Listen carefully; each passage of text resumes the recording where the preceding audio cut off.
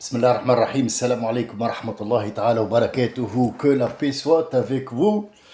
La journée de jeudi est terminée, une autre commence à 16 heures, à 17 heures. C'est la journée du vendredi, vous voyez, on chevauche les journées, on s'en rend pas compte que la vie court.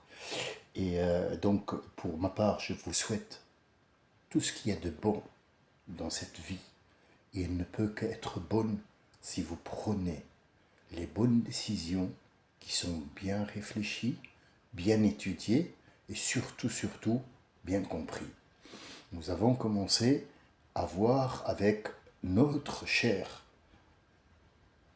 prophète, qui est le nôtre aussi, Youssef alayhi salam, sur lequel le prophète Mohammed parle et dit c'est le Karim, Ibn al-Karim, Ibn al-Karim, Ibn al-Karim,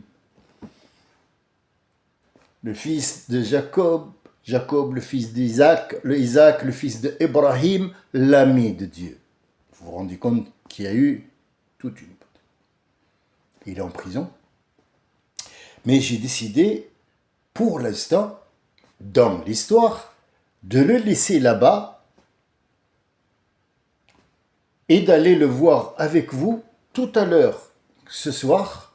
Mais pour l'instant, ce qui est important, c'est de terminer l'histoire de Gog et Magog pour que notre ami GM, que je salue au passage, puisse avoir un point de départ, un bon pied, des bonnes chaussures, et c'est à lui après de voir la direction.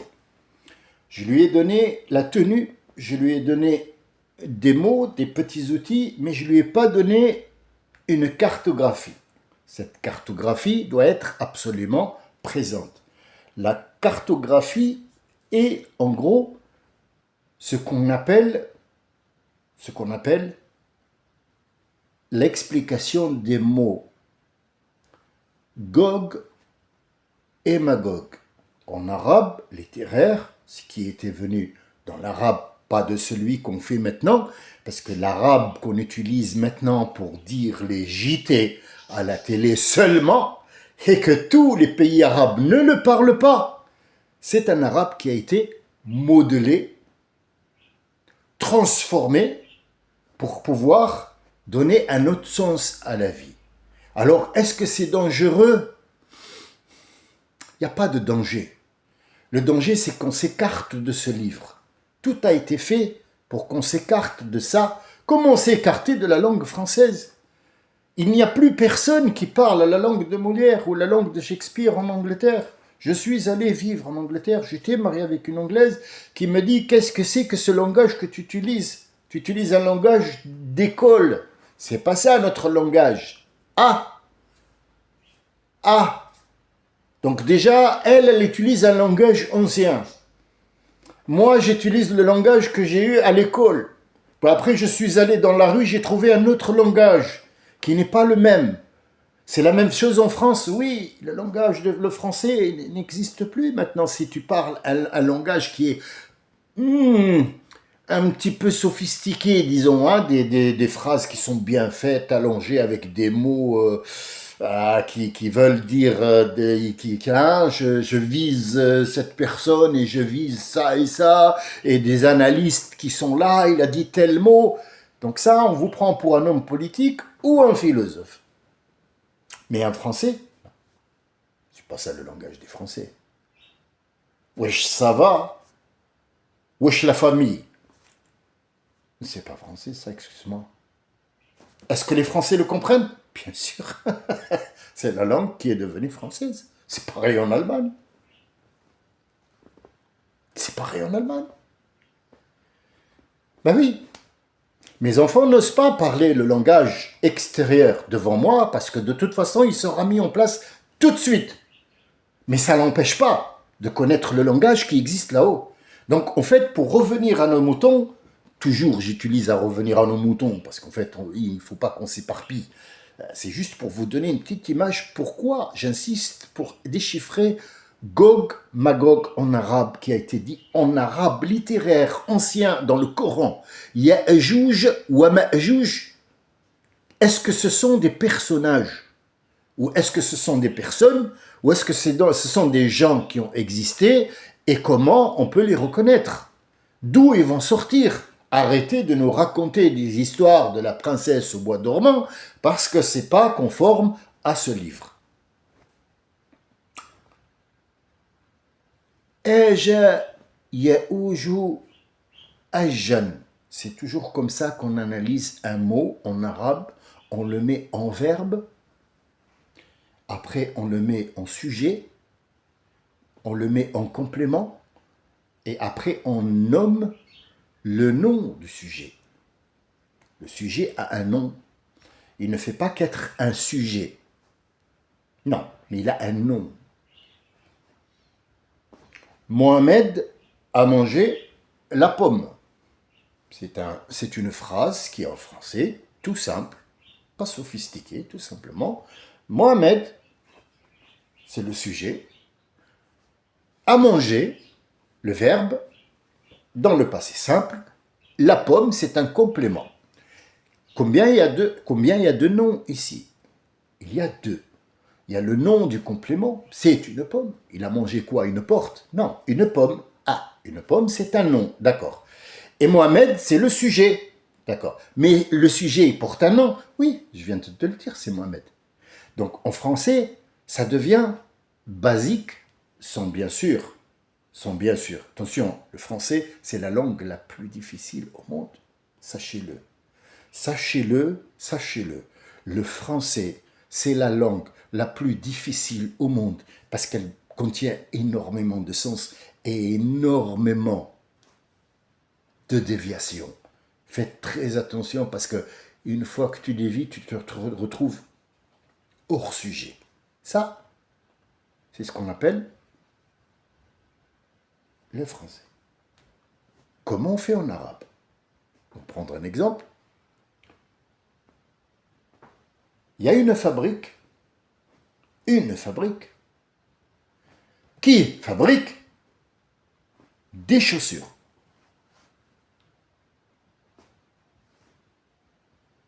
En arabe, on dit mu'assasa ou bien mukhtara, un inventeur, wada'a tariqa, il a fait une sorte de quelque chose ou une façon de fabriquer des chaussures. Elle diffère du français, parce qu'on peut dire Mohamed a conçu des chaussures. Non. Si tu parles en arabe, il faut réfléchir en arabe. Donc comment on fait pour se retrouver là? L'arabe littéraire, il faut toujours mettre le nom, un nom qui va être donné, un mot, le mettre en verbe, le mettre en activité, lui donner un nom et lui donner un produit. Par exemple, akala, ya'kulu, aklan, wa huwa akul. Qu'est-ce que je viens de dire là? Akala, j'ai pris le verbe manger. Akala, c'est un verbe, pour l'instant c'est un verbe. Est-ce que c'est un acte? Non. Comment on va le mettre? Comment il va bouger ce verbe? Comment on va le mettre en pratique pour qu'il prenne forme et qu'il commence à bouger? Akala, on l'a pris à la troisième personne du singulier et on a dit qu'il a mangé dans un passé simple. Il a mangé. Le verbe manger commence à bouger ici. Il commence à avoir un mouvement. C'est le mouvement. Comment on appelle ce mouvement? Aklan. C'est pas celui qui a mangé, non. C'est le mouvement qui va prendre un nom. Il va s'appeler akl. Mais quel est le résultat à la fin? Comment on va appeler le monsieur? Le mouvement, il a bougé, il a un nom. Mais le monsieur qui a mangé, qui a eu le qui a actisé, ou bien il a pris le verbe et il a bougé avec, donc il a mis en pratique, comment il s'appelle? Ekul, le mangeur. Est-ce que c'est traduisible en français? J'ai rapproché le plus possible. Donc c'est toujours comme ça en français. Akala ya'kulu aklan akul. Masha yamshi mashyan mashi. Ou sayyar. Toujours, c'est une base en arabe. Pour trouver le nom, le verbe, le sujet, il faut toujours le mettre en pratique, le mettre en mouvement. Ici, Ya'jouj, Ya'jouj, c'est le nom du produit. C'est le nom du produit qui a été sujet. Aja Ya'ouj ajjan, le crépitement du feu, c'est Aja tennar, ça veut dire que le feu a fait du bruit et qui se mélange avec beaucoup d'autres bruits. Donc c'est une sonorité qui n'est pas perceptible seule, elle est mélangée. Donc dans une foire fouille ou dans une foire foraine, qu'est-ce qu'on entend? On entend al-ajij. Ajij. Dans une bagarre, on entend des cris. Dans une foire foraine, on entend des ajij. Ça veut dire des cris d'enfants, des cris de le truc qui l'appelle pour son truc. Ça s'appelle ajij. Le sujet, c'est quoi? C'est aj. Le verbe, pardon. C'est aj. Donc, Ya'jouj, c'est le nom du produit. Ya'jouj, c'est toute personne. Et ici, on parle de personne qui a fait beaucoup de bruit et qui a mélangé toutes les vibrations ensemble. Ya'jouj. Et Ma'jouj, Maja yamouju maujan. Maja, c'est le sujet qui a fait le verbe méger. Maja. Qu'est-ce que c'est Maja? Yamouju. Elle vient de quel nom? De la vague. Al-Maouj. Al-Maouju. Ça veut dire que la vague, elle provoque des naufrages, elle provoque des catastrophes qui peut-être sont un bienfait pour la vague, mais quand l'être humain fait une vague, parfois, il n'y a rien de bon qui est derrière, ça va être du n'importe quoi. Donc le verbe, le nom du sujet qui a fait le verbe, c'est qui? Ma'jouj. Al-Ma'jouj, c'est celui qui est pris dans les vagues et qui est balancé à gauche et à droite, on court par là, les gens ils ont couru par là, on se court par là. Donc est-ce que vous avez compris qui sont Ma'jouj et Ya'jouj ou Ma'jouj? Nous parlons de gens qui existent sur terre et qui font ces actes-là. Maintenant, est-ce que je vous confirme que c'est fini? Monsieur Samy, et il est descendu du ciel, il a tout expliqué, c'est bon. Impossible. Je vous ai donné un départ. Attention, parce que si vous partez pour voir un petit peu le crépitement, le son, le bruit de l'eau en cascade, les bruits des gens, le bruit que fait Donald Trump à la télé, le bruit des médias, le bruit de mes oiseaux. Ah là, on est parti sur 50 milliards de sujets. Vous voyez, Ma'jouj, on n'est même pas sorti. On n'est même pas sorti du mot Ma'jouj. Oui, Ya'jouj. L'autre, les vagues. Alors, quelle vague? Il y a la vague du Covid, première vague, deuxième vague, troisième vague. Il y a la vague d'homosexuels, la vague du 68, peace and love. Il y a la vague des je suis tout nu, allez, maintenant on va faire les nudistes, il faut les prendre en compte. Il y a K, G, E, B, L, T, C, L, E, je sais pas quoi, trans, machin truc, que des vagues. Alors, on n'est pas sorti de Ya'jouj ou Ma'jouj, on est là. On les regarde, on est en plein dedans, il n'y a plus de ressources. Dieu nous dit, et notre prophète nous dit, ils vont tout bouffer. Sur le passage,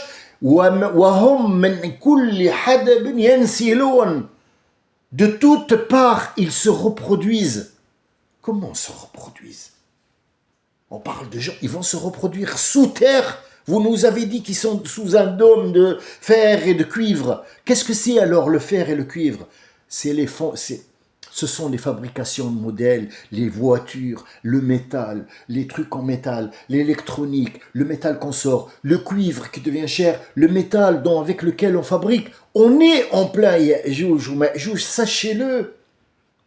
Et pour compléter, je vous dis que la phrase qui est après, Dieu nous dit لو كان البحر مدادا, si la mer était une étendue pour qu'on puisse mettre comme les cartes les mots de Dieu pour les expliquer, on aura beau apporter la même quantité d'eau, les mots n'auront pas assez de place.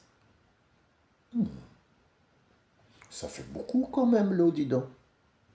Non? Réfléchissons logiquement. Qu'est-ce qui est plus grand? Et entre parenthèses, ce sujet, j'y suis déjà passé dessus, mais c'est bien de le rappeler pour que les gens peut-être le voient d'un autre côté, d'un autre œil. L'eau, sur combien de centimètres? Ah oui, c'est une question qu'on doit poser, qu'on se doit se poser. Sur combien de centimètres?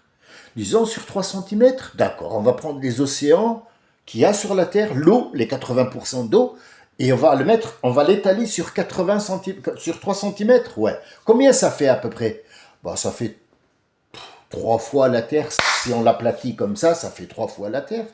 Donc, vous me dites que les mots du Coran, si on l'étale sur cette dimension-là, qui est l'eau, ne finit jamais. Mais pourquoi Dieu n'a pas pris l'espace? Pourquoi il a pris l'eau?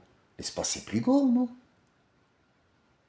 Ou alors, il y a une faute, ou alors c'est Dieu qui a commis la faute, ou nous n'avons pas compris. Moi, j'opte pour que nous n'avons pas compris, le Coran n'a aucune faute, Dieu, il nous a tout donné, il est là et il est en train de te parler. Revenons à la science, je voudrais bien mettre en description le site, mais je ne voudrais pas leur faire de la pub, on est bien d'accord. Je ne suis pas là pour donner de la pub et aller pour que les gens puissent aller voir et eux, ils gagnent de l'argent. Ça, non. Par contre, si vous voulez absolument aller voir l'eau comme étant le miracle, vous allez trouver ça sur Internet, hein, sur YouTube. YouTube, vous allez voir le miracle de l'eau, la force de l'eau, l'intelligence de l'eau. Tapez ces mots-là, vous allez voir, vous allez trouver ce que vous cherchez. Moi, je ne fais pas de pub à personne.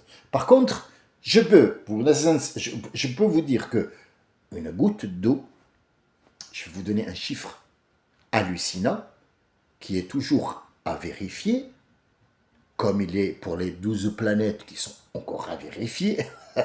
Eux, ils vérifient. Moi, j'ai déjà vérifié. Une goutte d'eau contient, écoutez bien, 3000 gigabytes d'informations parce que l'eau est conducteur et l'eau reçoit. Et à partir de l'eau, on peut envoyer des ondes électromagnétiques et des ondes de réception hertziques, des hertz, où passe l'image et le son. Ce sont des graphiques qui passent, et à un certain moment, il y a un lecteur qui travaille avec le 1 et le 0, qui est la modernité, sur lequel on est en train de nous regarder. Même dans les lunettes, quand j'enlève, je vois flou. Le problème, c'est qu'ils sont transparents. Alors comment je peux, moi, voir à travers ces lunettes? Vous allez me dire, ouais, mais c'est une loupe. C'est rien qu'une loupe. Non. Non. Non, vous savez, et vous êtes allé à l'école, vous savez que l'image, on la reçoit par l'œil à l'envers, et c'est la tête qui la met à l'endroit. Est-ce que c'est l'image qui est à l'envers ou est-ce que c'est toi qui reçois à l'envers? Et si tu la reçois à l'envers, quelle est la possibilité que tu aies une loupe ou un appareil dans la tête qui a remis l'image en place? Vous voyez? C'est l'eau. Tu es fabriqué de 80% d'eau, comme la Terre, puisque tu es fabriqué de terre. La Terre contient 80% d'eau, toi aussi. L'eau qui descend du ciel descend avec des informations. C'est pour ça que, hop, dès qu'il descend, la plante. Est-ce que parce que c'est sa nourriture? Non. L'eau n'est pas la nourriture. C'est pas une nourriture pour la plante, l'eau. Mais sans eau, elle ne poussera pas. Elle va chercher ses nutriments dans l'eau. Dans l'eau. C'est pas l'eau qu'elle va boire. C'est les nutriments dans l'eau. Que contient cette eau? Du manganèse, de l'or, du machin, du magnésium, du carbone, des trucs, tatati. Et surtout, aussi, ce qu'on boit dans l'eau, Maintenant, c'est des produits chimiques. On a plein de produits chimiques. Donc, la plante va rejeter. Mais pourquoi dans l'eau? Parce que ce n'est pas de la nourriture, ce n'est pas des petits grains. Ce sont des informations. Du chrome. Où est le chrome? Tu l'as vu, toi, dans un verre d'eau, il y a du chrome? Montre-le-moi. Montre-moi. Tiens, il y a la bouteille d'eau, là. Elle a l'air bleue. Mais moi, si je fais de l'eau, là, montre-moi le chrome. Il est où, le chrome? Montre-moi. Montre-moi le chrome. Tu me dis, oh, bah ici, il y a du magnésium. Montre-moi le magnésium. Montre-le-moi. Il est où? Il n'y a pas de magnésium, c'est de l'eau. C'est de l'eau. Il n'y a pas de... Où il est le magnésium? On boit ça, on ne sait pas. On a soif, on boit. Le magnésium, ce sont des informations à l'intérieur de l'eau qui vont faire en sorte d'être du magnésium pour le corps, ainsi pour la plante. Donc sachez-le, ce n'est pas une étendue d'eau. On ne va pas étendre l'eau. Mais chaque goutte d'eau, si on va mettre les informations qu'on trouve dans le Coran, dans une goutte d'eau, de toute cette eau qui est sur la surface de la terre, et en profondeur aussi, et qu'on l'appelle clé USB, ça ne sera pas suffisant. Même si on apporte une autre clé USB qui a la même contenance que celle-là, ça ne suffira pas. Sur ce, nous allons clore le chapitre de Gog et Magog, malgré que je n'ai pas vraiment donné énormément de temps pour un petit peu plus approfondir. Mais si je fais ça, là, je prends la fonction de quelqu'un qui veut vous apprendre. Or, moi, je ne vous apprends rien.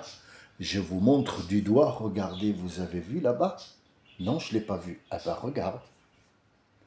Moi, je suis comme la personne qui est rentrée, ou je suis le peintre qui a peint un mur en blanc. Le mur, il est blanc. La personne qui rentre, oh là, ça, c'est beau ça. Et tout d'un coup, je lui dis, t'as vu, j'ai fait un petit truc là, je vais te le montrer, mais tu le montres à personne, hein, à côté de toi, d'accord? Regarde, t'as vu, il y a juste un tout petit point. J'ai mis une aiguille pour calculer, et je ne l'ai pas peinte.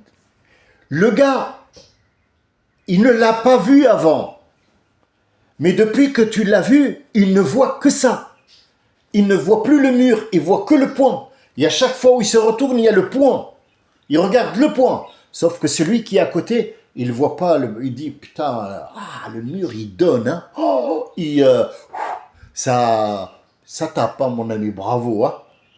Vous voyez? Moi, je suis la personne qui a dit, regarde, il y a un point là-bas. Je ne suis pas un professeur. Je vais vous raconter une histoire juste, mais rapide. C'est une histoire que j'ai vue quand j'étais jeune. On en a fait un épisode. Ce sont deux jeunes qui sont habités c'est la première fois que ça arrive en Tunisie, à l'époque où ils ont eu leur indépendance, et ils ont commencé à faire, soi-disant, des appartements.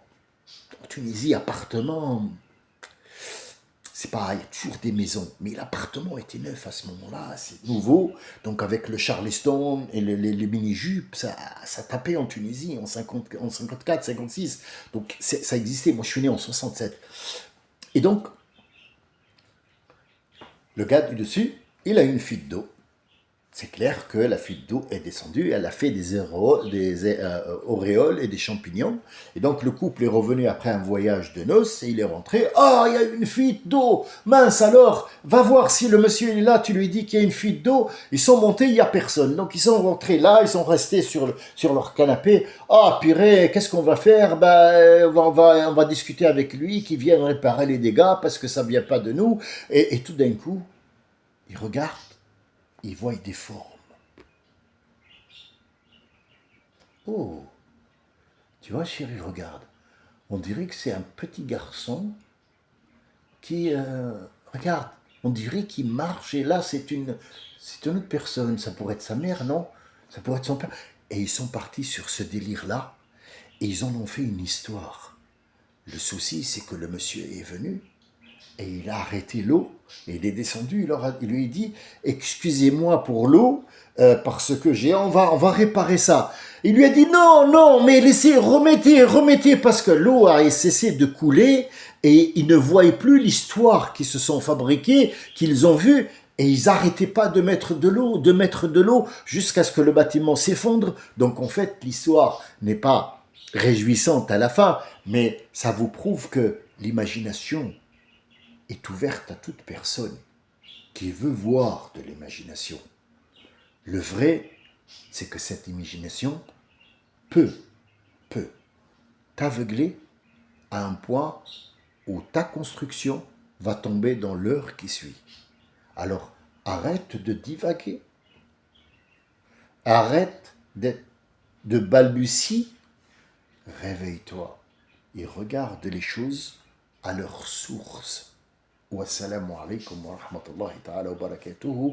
Cet après-midi, Inch'Allah, ce soir plutôt, nous allons rendre visite à notre prophète bien-aimé Joseph et on va le voir dans sa cellule mesquine et on va voir qu'est-ce qu'il va faire pour rendre ce monde comme il est aujourd'hui. Pourquoi il y a une Égypte, pourquoi il y a un Israël, pourquoi on appelait Israël, pour que les gens ne puissent plus massacrer les noms, les appellations, ne mélangent plus entre juifs, sionistes, israéliens, Ben Israël, arabes, nord-africains. On mélange trop. Donc on va faire le tri ce soir, Inch'Allah. Wassalamu alaikum wa rahmatullahi wa barakatuh.